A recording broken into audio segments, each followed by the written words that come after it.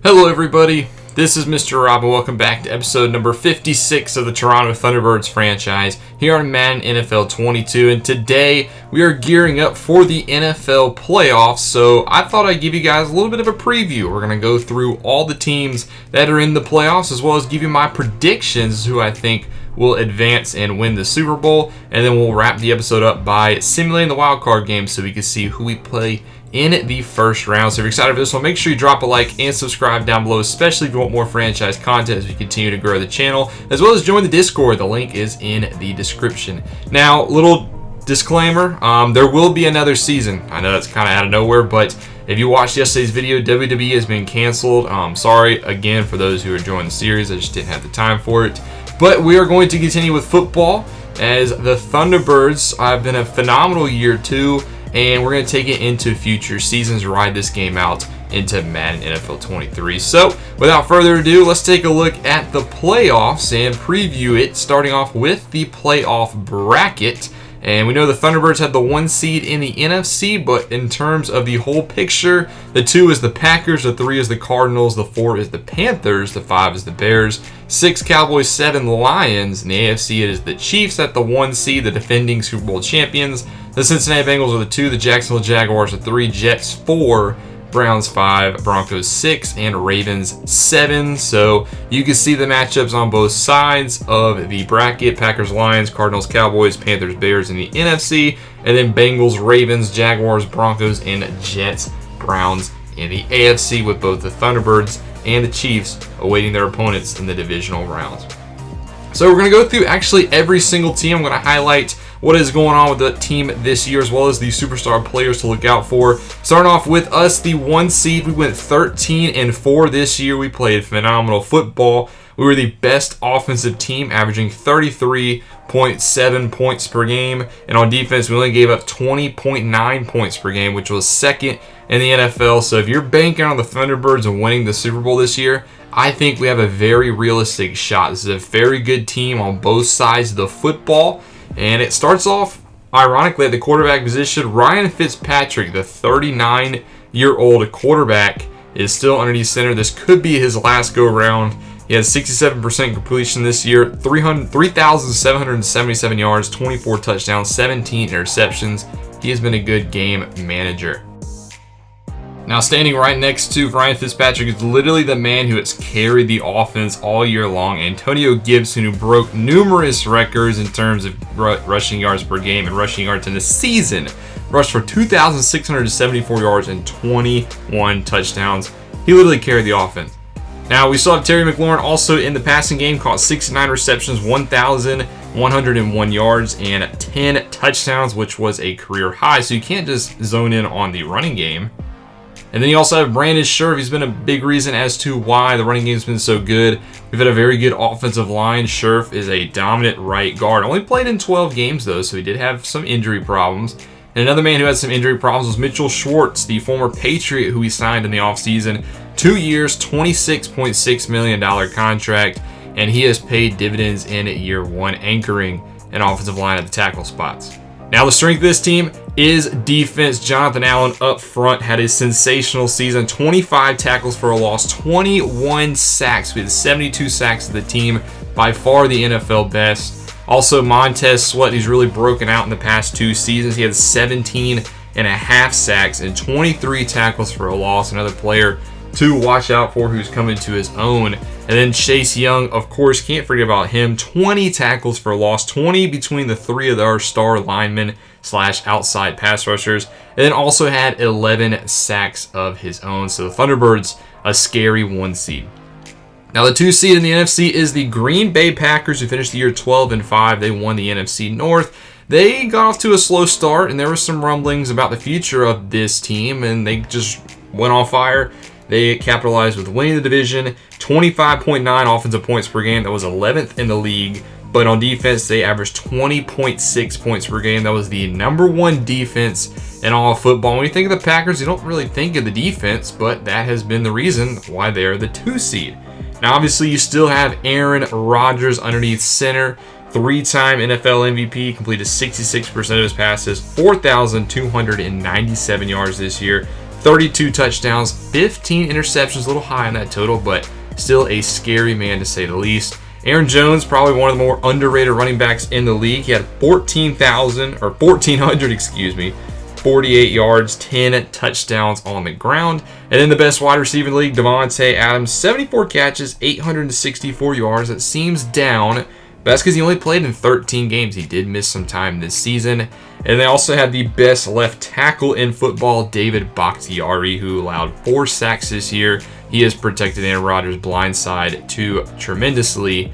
On the defensive front, their line is anchored by Kenny Clark, who had 7 sacks. Remember, #1 defense on that side of the football. They have playmakers at all levels. Pass rusher, they also have Zadarius Smith, who had 9.5 sacks and 8 tackles for a loss. So they're very scary up front. And then you can't forget about the secondary. The best cornerback in football is in Green Bay. Jair Alexander, officially a 99 overall. Look at those coverage abilities when they flash it. 99. I mean, literally don't throw this guy's side of the field. He had 4 interceptions this season. And at strong safety, Adrian Amos, who flies around the field. He had 3 interceptions. He is a great center field safety. Can also play in the box. Just an overall solid player. Now, the 3 seed in the NFC was the Arizona Cardinals. They finished 10-7, which isn't really a 3 seed record, but overall the NFC was kind of weak as a whole.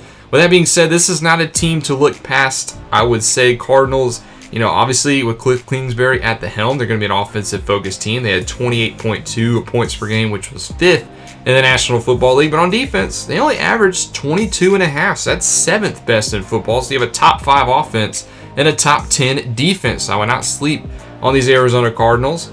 They're helmed at quarterback by the 2019 #1 overall pick, Kyler Murray, who completed 65% of his passes, 4,000 yards, 33 touchdowns, 15 interceptions. And he also added 755 rushing yards and 9 touchdowns on the ground. Truly a dual threat. He's got to throw at the best hands in football in DeAndre Hopkins, while Adams might be the best receiver. Hopkins easily has the best hands. He's not going to drop anything. 92 catches, 943 yards, and 8 touchdowns this season. And then defensively, J.J. Watt, 3-time NFL Defensive Player of the Year, and he's not slowing down. 16 tackles for loss, 15 sacks, still playing at an elite level. And then Chandler Jones. How about Chandler Jones at age 32? 25 tackles for a loss. That ties Jonathan Allen for best in the NFL. And 14 sacks. So he really wants another Super Bowl ring. And at strong safety, Budda Baker, arguably the best strong safety in football. He has 6 tackles for a loss and 2 interceptions.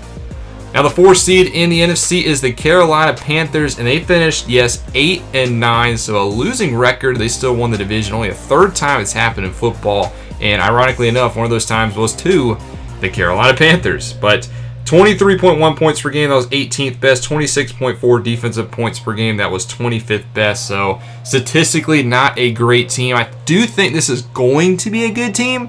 It's just a little early for them. Quarterback Sam Howell, the number 3 overall pick out of North Carolina, he took over down the stretch. Only played in 9 games, threw for 1,900 yards, 11 touchdowns, 7 interceptions. So he'll be a good quarterback. It might just be a little early. He does have the luxury of sitting next to the probably all-around best running back in the league, Christian McCaffrey, who had 1,255 yards, 12 touchdowns, but only had 1 receiving touchdown this year. So a very down year in that department, but still a dual threat on both levels. DJ Moore, the undisputed number 1 receiver now after the Robbie Anderson trade, 937 yards, that's a 12.5 average, and only 3 touchdowns. So down year for the offense, but I do think they have the playmakers. But defense is where this team really shines. They're really young, they're really good. Brian Burns, 20 tackles for a loss, 15 sacks. And then on the inside, Derek Brown, another former first-round pick, 13 tackles for a loss, 5.5 sacks. So they will plug the defensive line. And the secondary, Dante Jackson has really come into his own. It's taken a little bit, but Dante Jackson is officially a superstar, and he had 4 interceptions this year. He's a very speedy corner. He will get the interceptions, and he'll play the ball, and he locked down the secondary. Now, the 5 seed, the first wild card in the NFC, is the Chicago Bears, who also finished with a 12-5 record. They just lost the tiebreaker to the Packers. This is a team that threatened the 1 seed in the NFC, so I feel bad for the Panthers. They drew the Bears in round 1. 27 points per game, that was 8th best in the league. And on defense, 22.4 points per game, which was 5th. So a top 10 offense, a top 5 defense. Matt Nagy, with his back against the wall the past few years, has put together a great team. Justin Fields, second-year man of Ohio State, is transcended. He is coming to his own. 4,200 yards this year, 31 touchdowns, 13 interceptions in a sophomore campaign. He's throwing to Allen Robinson II, who had 87 catches, 1,200 yards, and 13 touchdowns. That connection is a strong force in Chicago. And on defense, Khalil Mack, still one of the best edge rushers in the league. The reigning NFL Defensive Player of the Year, mind you, which that's his second award. He had 14.5 sacks and also had an interception. And then Roquan Smith manning the middle of that defense, who had 132 tackles, 2.5 sacks, 3 interceptions. He was great in all levels of the defense.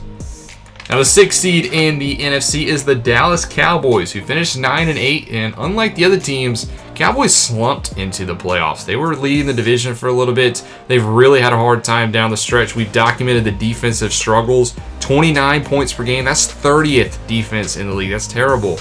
And on offense, they're 26.2, which is 10th best. So the defense is going to be the weakness here. On offense, you're still led by Dak Prescott, completed 69% of his passes for 4,400 yards, 30 touchdowns, and 14 interceptions. So he still can win games with Prescott, and he can still win games with Ezekiel Elliott, who had 300 carries, 1,675 yards, and 16 touchdowns. Arguably the best running back in the league, not named Antonio Gibson. And then a wide receiver, Amari Cooper, is still there, 79 catches, 1,183 yards with 4 touchdowns. So Prescott, Elliott, Cooper, who are eating up a lot of money, they're still the core of this offense. And they still have a very good offensive line. Tyron Smith, who's a top 3 left tackle still, despite getting up there in age. He anchors Prescott's blind side. And then the best right guard in the NFL is Zach Martin on the other side of the center, who's also 31. But getting up there in age with the Cowboys, they're hoping this core can win them their first Super Bowl and what has been forever for the Cowboys fans.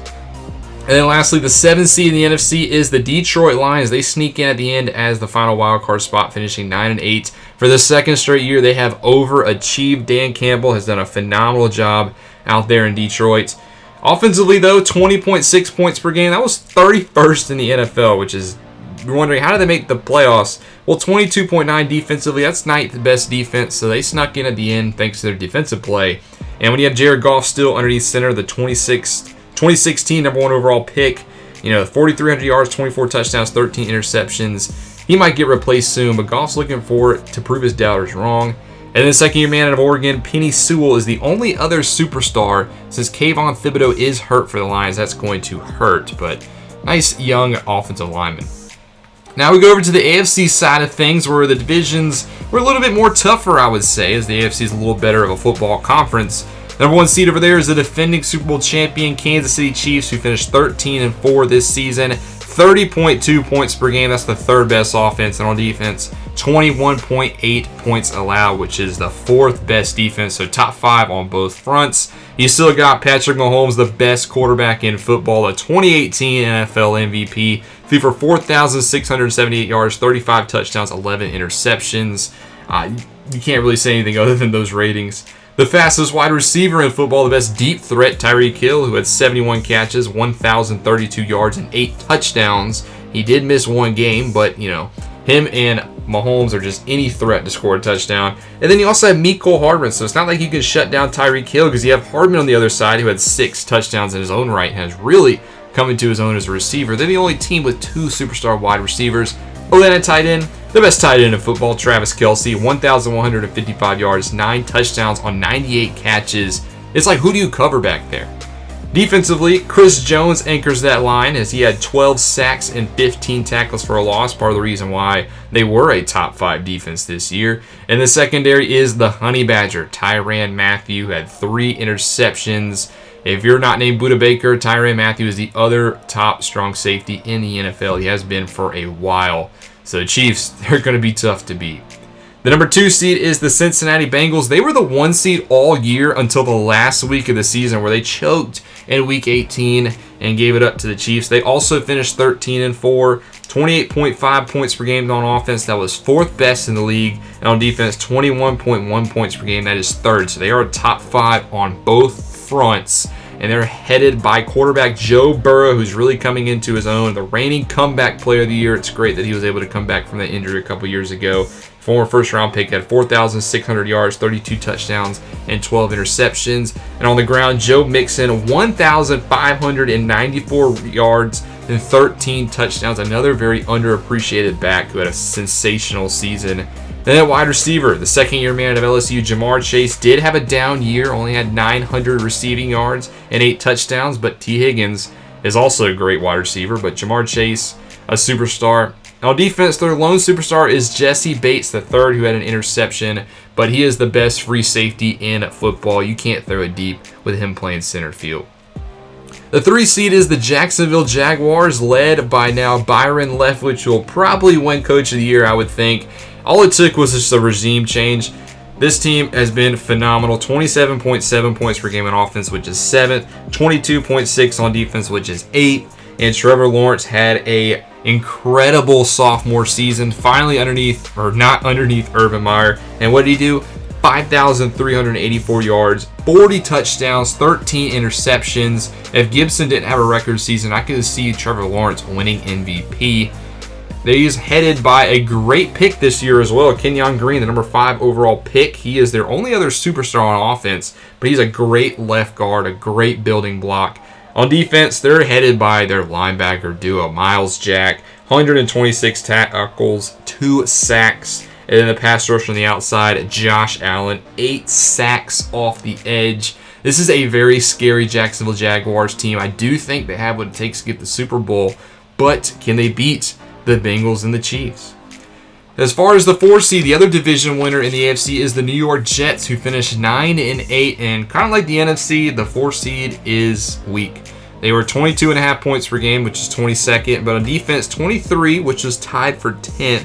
But I like the Panthers. I think this team's just a little ahead of themselves. They played in a weak division this year. Zach Wilson is a pretty solid quarterback, the second-year man at BYU. Only completed 62% of his passes, 3,500 yards, 31 touchdowns, 12 interceptions. He could be a good quarterback. I think he's also just going to need some more time. Mekhi Becton is a great piece to anchor his blind side, though. 4 sacks allowed all year and already a top 10 tackle.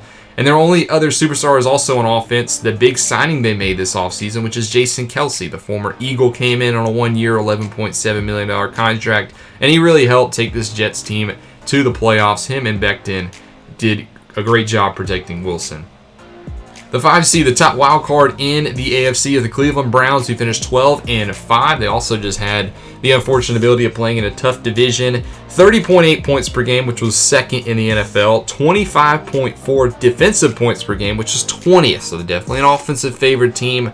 But like the NFC, I do think the 5 is stronger than the 4. Baker Mayfield is still the quarterback out there despite the, is he happy, is he not?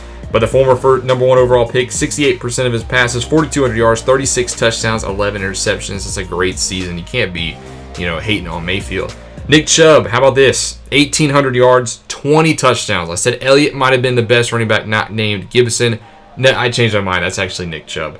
And on defense, the number 2017 number 1 overall pick, Myles Garrett, who had 14 sacks, 25 tackles for a loss, an absolute beast on that side of the football. And then how about this superstar? Jeremiah Owusu-Komora, the second-year man at Notre Dame, put up 120 tackles, 10 tackles for a loss, 2.5 sacks, and 2 interceptions. Literally does it all. And he's only a second-year pro. The 6th seed, the Denver Broncos, 10-7 season. They were my favorite story. They made the draft day trade last year to trade up to the number 1 overall pick and select Spencer Rattler, and it paid dividends. 17th best in points per game with 23.5, and on defense 23.6, which is 13th. But like the Jets and like the Panthers, I do think this might be a little too early. Rattler in his rookie year completed 59% of his passes for 3,851 yards, 26 touchdowns, and 13 interceptions. He will be a superstar, just might be a little early. And on defense, Von Miller, 21.5 sacks and an interception. I mean, still kicking it. He wants to get back to that Super Bowl. He wants to win ring number 2. And then on defense, they also have another superstar in cornerback Patrick Surtain II. The second-year man out of Alabama had 3 interceptions, and last year's first-round pick is a great young corner. And then the 7th seed in the AFC is the Baltimore Ravens. They finished 9-8. A very odd season for the Ravens. Obviously you have higher hopes for them, but there were some rumblings, and there still are. Is John Harbaugh happy in Baltimore? Is he going to stick around? Well, if he does, he has the 9th best offense with 26.9 points per game and the 18th best defense with 24.6. But they're still led by the 2-time and reigning NFL MVP, Lamar Jackson, who had 3,400 yards, 27 touchdowns, 10 on the ground, and 11 interceptions. And he still has Ronnie Stanley on his left tackle, a great blindside protector, allowed 4 sacks this year, a top 3 left tackle in the league. And on defense, their lone superstar is cornerback Marlon Humphrey, who came away with 3 interceptions. And this is also a team I not want to play. The Ravens could get hot, and if they do, watch out rest of the league. Now it's time for my predictions to see who will be heading to Super Bowl 57. You can see the graphic on the screen here. I have the Chiefs winning it all. I know you can't really see it, but I have the Chiefs beating the Thunderbirds in the Super Bowl. I do think it'll be a battle of the 1 seeds. And nothing really too surprising. I do have both 5s beating the 4, so that I do have the Browns beating the Jets and the Bears beating the Panthers in the wildcard rounds. But then I do have the Jaguars beating the Broncos. I have the Bengals beating the Ravens. However, I expect that to probably be the closest game of the wildcard round. And on the NFC side of things, Bears over Panthers, Cardinals over Cowboys, and I do think the Packers will beat the Lions. So on both sides, I do have 1-5-3-2. But on the AFC side of things, the divisional round, I do think the Chiefs beat the Browns, and I do think the Bengals beat the Jaguars. So it is 1-2 in the AFC. But the NFC, I think the Thunderbirds beat the Bears. I think it'll be a close game, maybe a field goal, but I think the Thunderbirds come away victorious. But I do have the 3-seeded Cardinals beating the 2-seeded Packers in the divisional round. The Cardinals, I think they just have too much firepower, and we know Green Bay will choke in the postseason, which will lead to more questions this offseason about Aaron Rodgers and Matt LaFleur. Will they continue? But I do have 1-2 and 1-3, and then I do have the Chiefs beating the Bengals and the Thunderbirds beating the Cardinals, making it a first time in history a Toronto, Canada team is in the Super Bowl. But I do think our run will come to an end in the Super Bowl. The Chiefs are just so explosive on offense, and they're good enough on defense to just beat any opponent. And I think for the 2nd straight year, the Chiefs will win the Super Bowl. Now, those are my predictions. Let's actually go and see what happens in the wildcard round and figure out who we will be playing in our divisional round matchup. So it didn't take long. In the first game, we have our first upset. The 7-seed Ravens beat the 2-seeded Bengals 31-24. The Bengals season already comes to a close. Both quarterbacks 2 touchdowns passing, but the Ravens, like I said, they are scary when they get hot, and the Bengals found out firsthand. So the Ravens will be facing the Chiefs, we know that, and the Bengals will be going home. The second game, the 2-7 on the NFC, did not go by way of surprise. 41-28, a pretty single-handed beatdown by the Packers. 4 touchdown passes by Green Bay, and Aaron Rodgers will move them on. While the Lions do get first rounded, but nothing to hang their hat on. It will be interesting to see what they do with their offseason and Jared Goff. But the Packers, they move on. Third game of the wildcard round, the Jaguars smoked the Broncos 49-21. I had a feeling this was going to happen. Like I said, the Broncos maybe just a little too early. 2 interceptions by Rattler, while the Jaguars, their offense is firing on all cylinders. 5 touchdown passes, 113 and 2 for Robbie Anderson. Another explosive team to watch out for. The AFC is going to be a fun division to watch in the postseason. And the fourth matchup in the postseason will be the Cardinals beating the Cowboys 14-7 in a very low-scoring affair. That's not what I expected between these two teams. I thought they'd average maybe 60 points. But the Cardinals do move on. They beat the 6-seed Dallas Cowboys, so their playoff struggles continue. Mike McCarthy continues to struggle. They're slow into the season, comes back to bite them.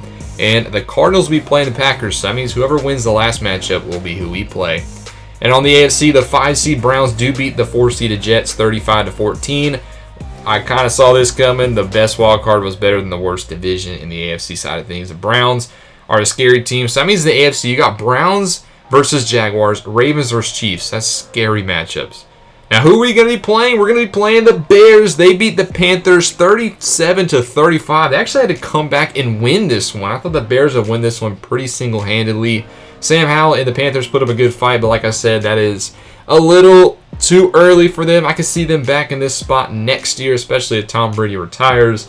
But Bears will be who we play in the divisional matchup. So let's take a look at the bracket. It's going to be Chiefs, Ravens, Jaguars, Browns. That is absurd in the AFC. On the NFC, it's the 1 Thunderbirds versus the 5 Bears, and the 2 seed Packers versus the 3 seed Cardinals. I got the NFC right.